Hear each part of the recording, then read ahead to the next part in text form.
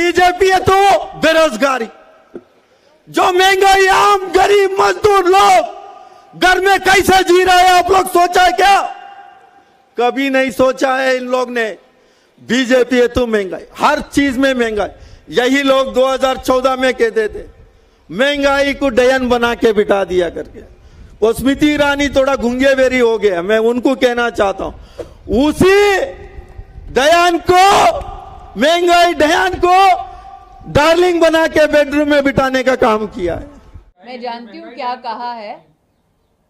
शब्द राहुल गांधी के हैं, संस्कार सोनिया गांधी का है, बस जबान युवा कांग्रेस की है। और ये मैं इसलिए कह रही हूं कि ये पहले युवा कांग्रेस के अध्यक्ष नहीं हैं जो अभद्र टिप्पणी कर रहे हैं। इसीलिए कहती हूं शब्द राहुल गांधी के हैं, संस्कार सोनिया गांधी के हैं, और जब तक ये दो हैं तब तक कांग्रेस का वो नेता जो प्रमोशन चाहेगा मुझ पर इस प्रकार की टिप्पणियां करता रहेगा। आप सबको मेरा नमस्कार। और अभी थोड़ी देर पहले केंद्रीय मंत्री स्मृति ईरानी जी ने एक निहायत ही निम्न स्तरीय ओछा वक्तव्य दिया। मैं उनका जवाब देने नहीं आई हूं, लेकिन कुछ सच बयां करने आई हूं। और उस वक्तव्य को सुनकर मुझे एक ही चीज लगी कि शब्द नरेंद्र मोदी के हैं और संस्कार आरएसएस का है। और वो शब्द है झूठ बोलो, लगातार झूठ बोलो और झूठ फैलाओ, दुष्प्रचार करो। ये शब्द नरेंद्र मोदी जी के हैं और ये संस्कार आरएसएस के हैं। जो ट्रेनिंग स्मृति जी की झूठ बोलने के लिए हुई है उसका पर्दाफाश करना जरूरी है।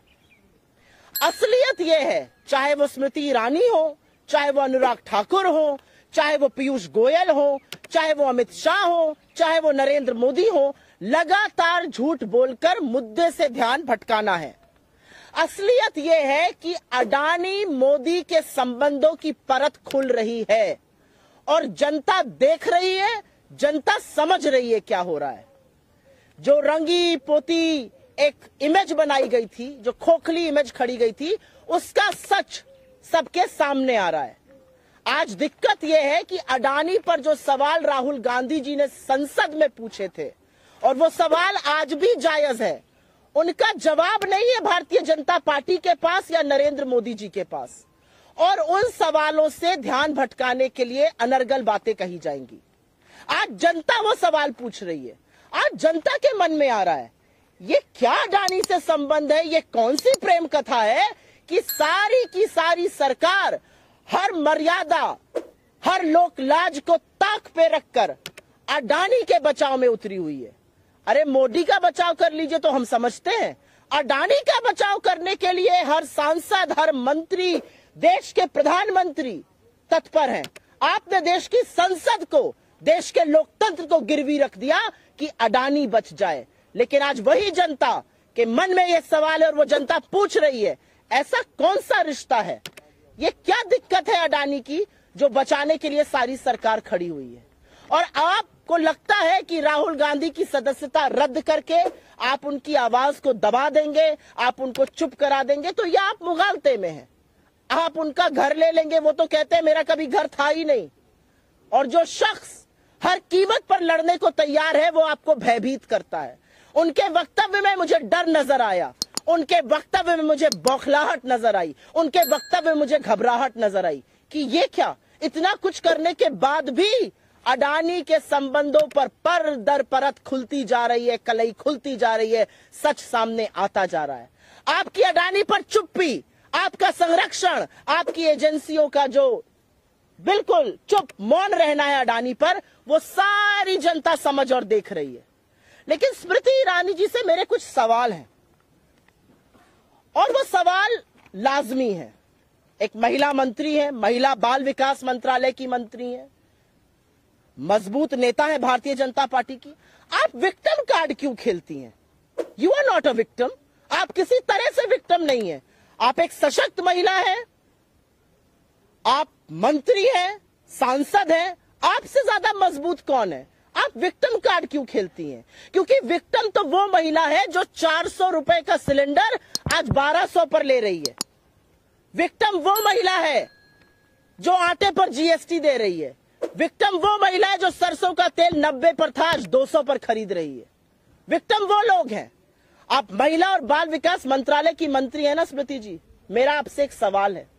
आप लखीमपुर के चीरहरण पर चुप रहती हैं, आप शाहजहांपुर के यौन शोषण पर चुप रहती हैं, आप हाथरस में एक गुड़िया को रात को जला दिया जाता है मिट्टी का तेल डालकर, आप चुप रहती हैं। लेकिन आपके बगल में बैठा हुआ भारतीय जनता पार्टी का सांसद एक महिला सांसद को, एक महिला विधायक को वैशाली की नगर वधू वेश्या बुलाता है और आप चुप रहती हैं। कब माफी मांगिएगा आप इस देश से? आज कहने का वक्त है, खड़ी होइए और माफी मांगिए इस देश से। महिला बाल विकास मंत्रालय की मंत्री हैं आप, ये आपकी नैतिकता है? आपके बगल में बैठा हुआ सांसद, भाजपा का सांसद, एक महिला सांसद और एक महिला विधायक को वैश्या कहता है और आपके मुंह से एक शब्द नहीं फूटता है। आप अंकिता ठाकुर पर चुप रहती हैं, आप तमाम उन रेप केसेस पर चुप रहती हैं जहां पर आपके लोग संलग्न हैं। लेकिन मैं आपसे सवाल पूछती हूं, संसद में बैठकर संसद की गरिमा को भंग करके, मर्यादा को तार तार करके आपका एक सहयोगी एक महिला सांसद को और एक महिला विधायक के लिए शब्द का प्रयोग करता है जिसको सुनने से पहले इस देश की हर महिला लज्जित होती है। आप चुप रहती हैं। आप विक्टिम नहीं हैं, आप विक्टिम बिल्कुल नहीं है। विक्टिम इस देश की महिलाएं हैं। विक्टिम आज मध्यम वर्ग है जो महंगाई से जूझ रहा है।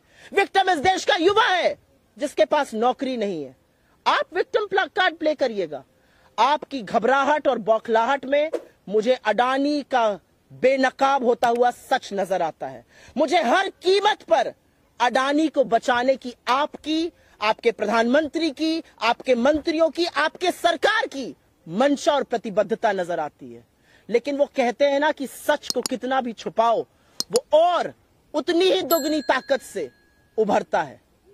सूरज की रोशनी छुप नहीं सकती किसी बादल से, और अडानी का सच आज ये देश समझ रहा है, देख रहा है। आपका सारा तंत्र, आपकी एजेंसियां, आपके लोग और आप खुद लगातार राहुल गांधी जी के पीछे पड़े हुए हैं। वो एक व्यक्ति जो सच बोल रहा है, वो एक व्यक्ति जिसने वाकई में आपको व्यथित करके रख दिया है। मैं पूछना चाहती हूं आपसे, कब अडानी पर बोलिएगा? कब आपकी एजेंसियां जांच करेंगी? अडानी पर ये मौन व्रत क्यों है? 4 ही सवाल तो पूछे अडानी पर। कैसे 609 नंबर से 2 नंबर पर आए? विदेश यात्रा में कहां गए जहां पर उनको कॉन्ट्रैक्ट मिला? एसबीआई और एलआईसी का पैसा क्यों लगाया गया जो पैसा डूब गया? आज पूछना बनता है कि क्या देश की महंगाई, देश की बेरोजगारी, देश की आर्थिक असमानता, महिलाएं, चीन मुद्दा नहीं रह गया है?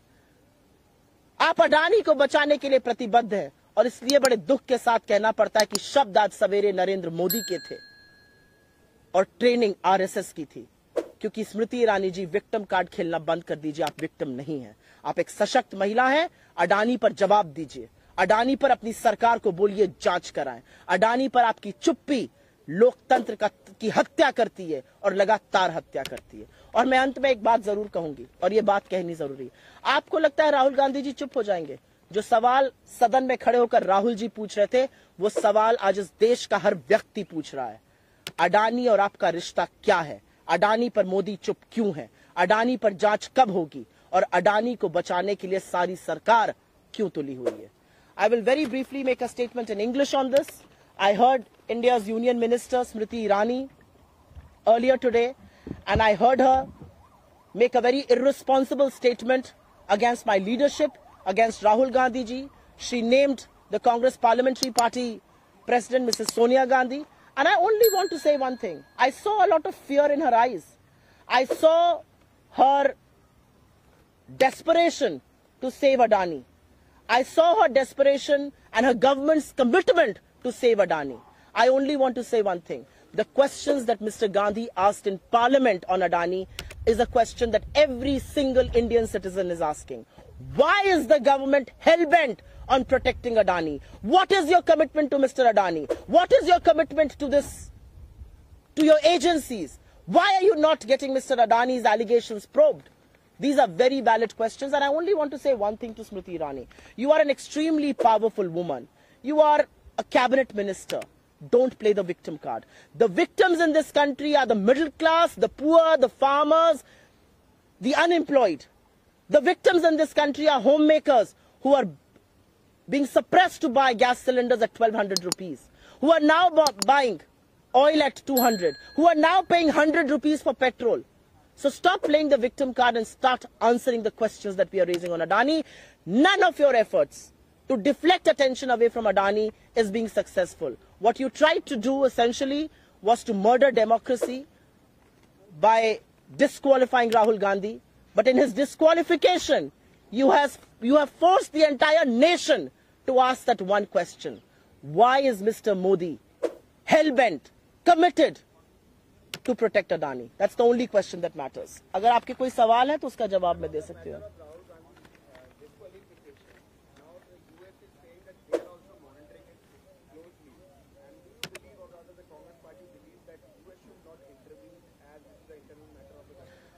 This is an absolutely internal matter of the country, but if you are going to kill democracy in broad daylight, yes, the world is watching.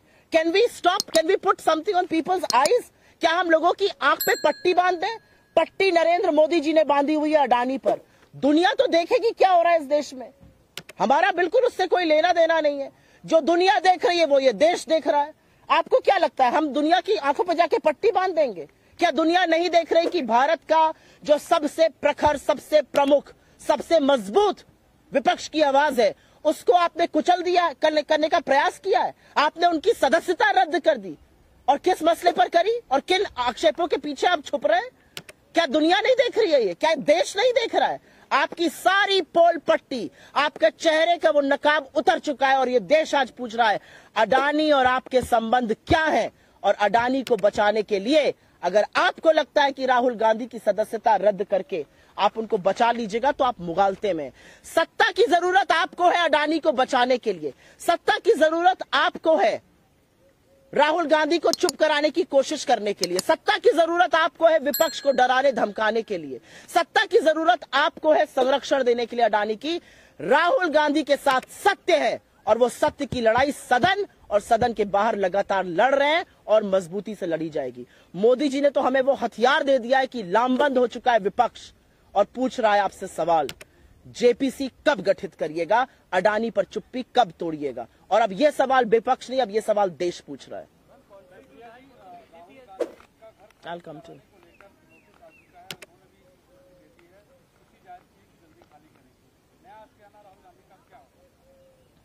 Rahul Gandhi ji को यह घर नरेंद्र मोदी जी की कृपा से नहीं मिला था.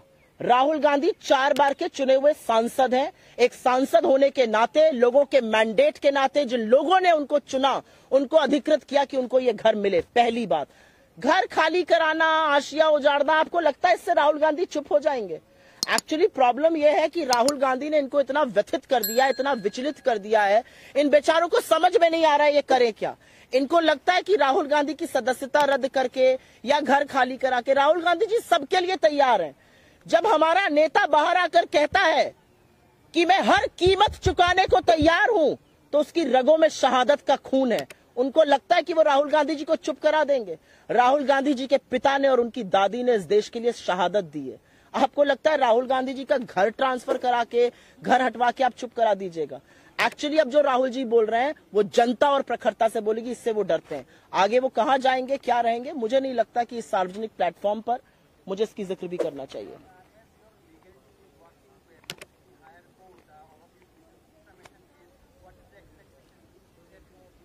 I am presuming, with all due respect to you, my friend here, I am presuming that you do not think I'm such a fool that I will sit and discuss my legal strategy here. The BJP is extremely worried about what the Congress will do. For the last 96 hours, every BJP minister, every BJP MP has given statements to the effect, what should our legal strategy be? Thank you very much, but no thank you. Focus on unemployment. Focus on Adani, focus on price rise, focus on China, focus on income inequality. Do not give us legal advice because we don't need it from you. हमारी जो रणनीति होगी legal तौर पर या political तौर पर, उसका जवाब मैं एक प्रेस कॉन्फ्रेंस में तो नहीं दूंगी. और मुझे बहुत शुक्रिया अदा करना है भाजपा की उस मुफ्त सलाह का जो हर मंच से वो दे रहे हैं कि हमारी रणनीति क्या होनी चाहिए लीगल तौर पर. वो हमारे वकील देख रहे हैं. आपकी नसीहत की हमें जरूरत नहीं है. अपना टाइम जाया मत करिए. अपना टाइम आर्थिक असमानता में, गरीबी दूर करने में, महंगाई कम करने में, रोजगार बनाने में और अडानी का सच का जवाब देने में लगाइए। हमें आपकी लीगल नसीहत की जरूरत नहीं है, ये मैं भाजपाइयों से कहना चाहती हूं।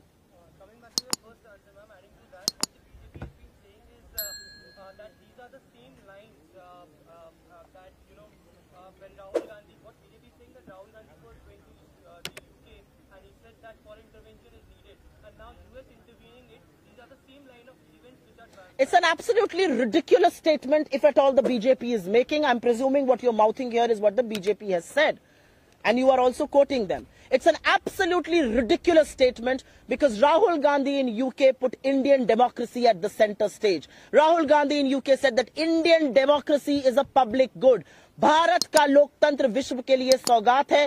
हिंदी और अंग्रेजी में मैंने दोनों भाषाओं में बोल दिया है। उस पर भाजपा को आपत्ति है, उसी पर तो वो वक्तव्य देना चाहते थे। He wrote twice to the speaker. 2 बार उन्होंने स्पीकर को लिखकर परमिशन मांगी, 1 बार मिलकर मांगी। स्पीकर ने कहा मैं आपको बोलने का समय नहीं दे सकता हूं, मेरे साथ एक कप चाय पी लीजिए। बोलने क्यों नहीं दिया गया? 16 मार्च को राहुल जी ने एक प्रेस कॉन्फ्रेंस करी थी AICC के मुख्यालय से और उन्होंने कहा था if Indian democracy was functioning, अगर भारत का लोकतंत्र काम कर रहा है तो मुझे बोलने का चांस मिलेगा, बोलने का मौका मिलेगा। 8 दिन बाद बोलने का मौका नहीं मिलता, उनकी सदस्यता रद्द कर दी जाती है। आपको लगता है भारत का लोकतंत्र सजग है, सजीव है, चल रहा है और ये दुनिया नहीं देखेगी, ये देश नहीं देख रहा है। दुनिया क्या देख रही है उससे हमें मतलब नहीं है रत्ती भर का। जो देश देख रहा है मैं उसकी आपसे बात कर रही हूं।